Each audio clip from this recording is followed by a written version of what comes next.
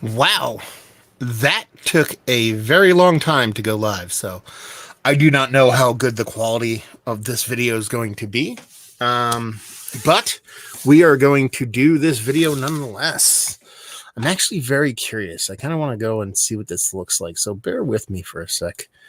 I know it's going to screw with the actual quality of the video, but we'll see where this sucker lands.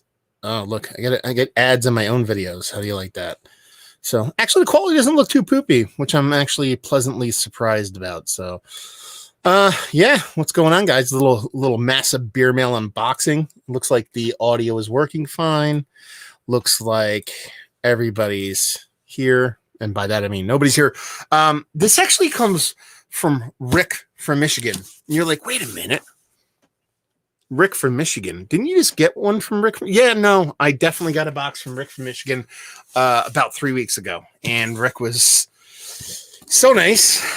He had to send beer off twice in very quick succession. For those who don't remember, Rick was the one who sent me all the Kunin. So he sent me, was it 4 bottles of Kunin? He sent me a mystery beer, I believe. I don't know. Did he? I forget.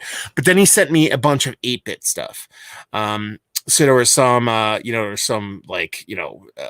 big, huge barley wines in there, some West Coast jams, stuff like that. So I'm kind of, it's kind of all over the place. So I'm kind of curious to see what ends up in this sucker. So let's just crack this open. Ooh. Here we go. This motherfucker is jam-packed. And all the bottles are upside down, so it's kind of weird. Anyway, so yeah, we got a bunch of bottles, a bunch of cans. Let's start it off. Black Rock's Brewing. Black Rock Brewing. This is My Kiss IPA. This is a 7.5% well-hopped, bright, bold, succulent. I don't think I've ever heard the word succulent used in an IPA before. And brewed and canned in Marquette, Michigan. This is packaged about a month ago. It says World's Finest. Very modest, this can is. Why is my name up there? I don't even, you know who I am. I don't need my name up there.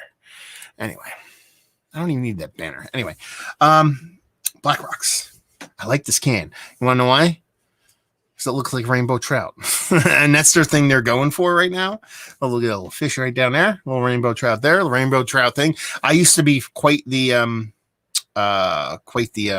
fisherman when I was younger. I got to get back to that with having a son and stuff like that.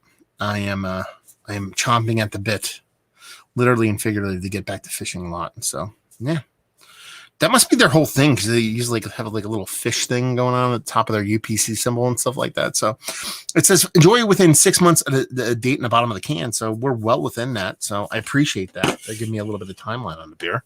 So speaking of, let's take a sip. So that'd be the first. Next one, we have Baffin Brewing Company. I've never heard of these guys before. This is their Bob Barley Cold Brew Coffee Stout, brewed with locally roasted coffee. You can see there, Baffin or Baffin. It's Bob Barley. I'm trying to think. It's their cold pressed, cold brewed coffee. Okay, here we go. This was canned October 21st, 2019. Okay. I'm liking this now. Right? That has to be that, right? It says, if you guys can see it, there you go. October 21st, 19. So this is, 1.5 years old. Okay. I'm kind of curious about this now. It says here, Bob Barley is brewed with the finest hand-selected coffee from small batch roaster in Detroit, Michigan, roasted to perfection. We cold brewed the coffee directly into the beer to create a smooth, velvety feel and with a bold, stout taste. Yeah, I'm kind of curious about this now. It's 8%, and for all intents and purposes, unless Rick can steer me differently, this is a 1.5-year old coffee beer, so I'm kind of curious to see how that plays. Did you send it off purposely with some age on it? I don't know, but inquiring minds need to know. Violent by the sign, checking in, saying, "Hey Matt, checking in from work." LOL. There you go. The best time to check in is from work, brother. We have one. That feels like mystery beer to me. Dun dun dun. Can't have beers without mystery beers. That's what I say. There you go. So now we got all these inverted upside down bottles that we get to go through. Okay, Dragon Mead. Final Absolution. So Dragon Mead is the name of the brewery, but this is a Belgian style triple. Okay. This bottle looks old, abused, and used.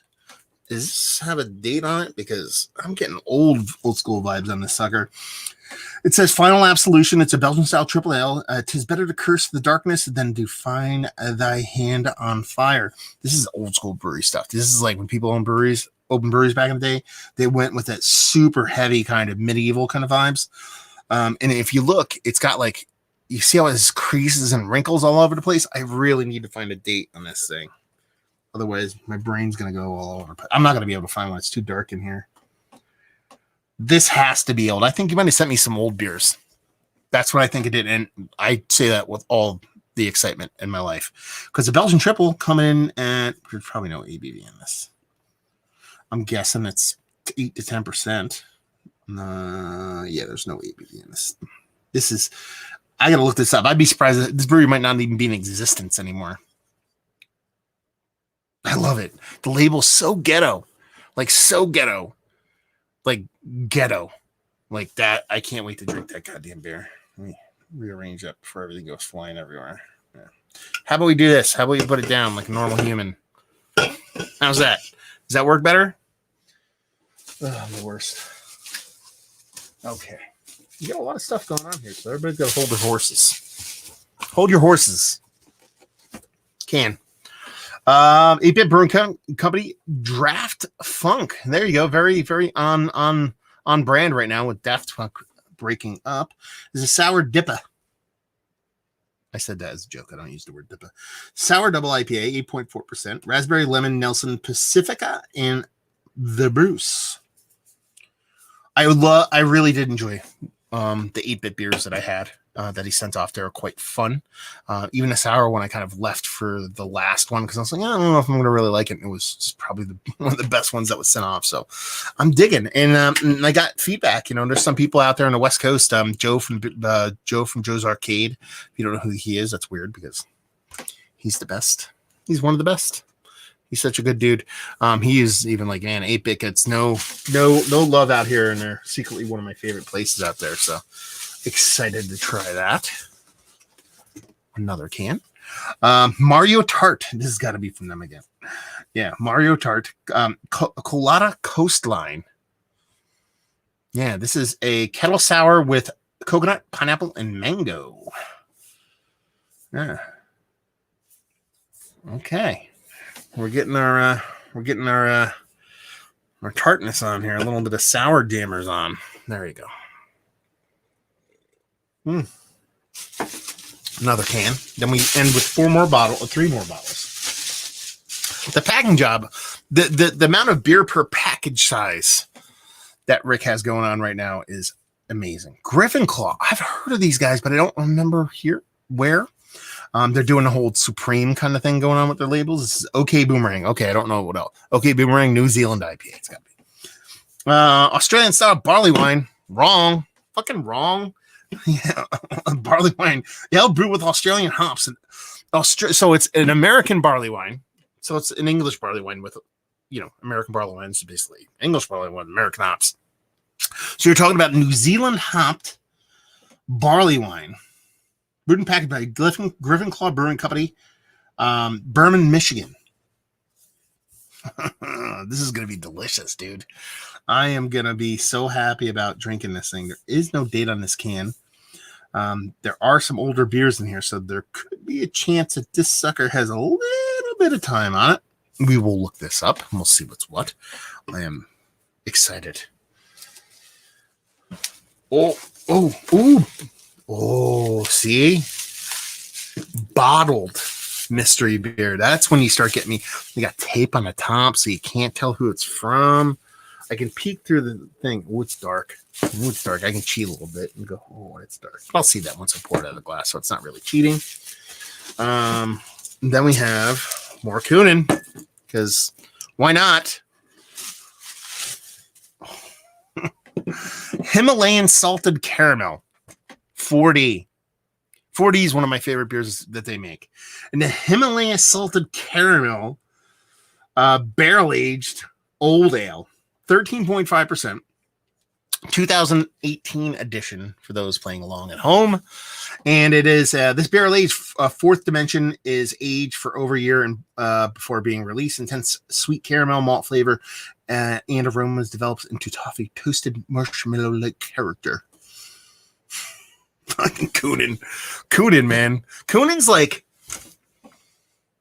I don't even know. Like, and I talked about this in the previous unboxing, so it's just me regurgitating the same stuff over and over. But just Kunin's just like, you know, they're like the Raiders, you know, or that sports team that's like, fuck it, we're doing it. We don't care. 4th and 40, fuck it, we're going for it. Like, they don't care. They just don't care. They're just like, we're doing it. We're Kunin. If you buy it, great. If you don't buy it, we don't care. We're doing it. Have at it. We're fucking Kunin. Onside ale, sweet potato souffle rye ale. Ooh. Rye ale with sweet potatoes, cinnamon, nutmeg, and lactose aged in rye whiskey barrels. If I don't like this beer, I'm going to be blown away. And it's aged. So this is from, and this is what I thought it would be. So this is from October 1st of 2018. So you're talking about a 3-year-old beer, essentially, 2.5 years old. I'm super curious about this because what this is basically, this is the Halloween. This is their pumpkin beer, right? It's gotta be. So it's the sweet potato souffle. So obviously we're leaning into a little bit of Thanksgiving on this. But there's, you know, they're using their sweet potato in lieu of pumpkin. And oddly enough, I really do enjoy pumpkin beers. I think that it's a much maligned beer style. I think it's a good mouthfeel component when it comes to beers. You know, that's basically how pumpkin rules. You can get flavor from pumpkin if you roast it and toast and do all those kind of things, but it's very much more mouth flavor than anything else. So it's not so much beers are good because they're pumpkin beers. It's just some people make really good pumpkin beers. Where I really start to get kind of excited about pumpkin beers is when they don't use pumpkin. Like one of my favorite pumpkin beers is Maple Mistress from Saucony Creek. They use butternut squash in lieu of pumpkins and maple, and it's just absolutely fantastic. So that's kind of what they're doing here. They're doing, you know, sweet potatoes, cinnamon, and nutmeg and lactose. So they're doing, instead of maple syrup, in that sense, they're using their lactose. They're adding that, you know, sweet potatoes and lactose for mouthfeel and flavor. You get a big pop of that rye whiskey barrel. I assume this is all me just speculating based off of what I'm reading. And that cinnamon and nutmeg to bring home that kind of Thanksgiving kind of experience. Let me check it to see if there is. I don't think there's a note in here. Let me check. Only because it was packaged upside down. And I believe that Rick gave me a note last time, so I don't want to miss it. If he did, but I don't see any. Maybe it's in there. No. Because it was kind of packaged with it, like when I opened it. It was upside down. But anyway, that's it, man. Rick ain't fucking around, dude. This is crazy. Not all beer. And like someone ships me off a beer mail that's one beer in a beer mail. That's amazing. But the pure eclecticness what Rick is tossing out here. He's tossing out new school pastry sours. He's tossing out Belgian triples from who knows when, mystery beers, cold brew coffee that's years old, barley wines from the fifth dimension. You know what I mean? Like, or fourth dimension, sorry. And just shit all over. Like, this is like neurotic schizophrenic beer mail in the most prettiest and funnest way possible. Yeah.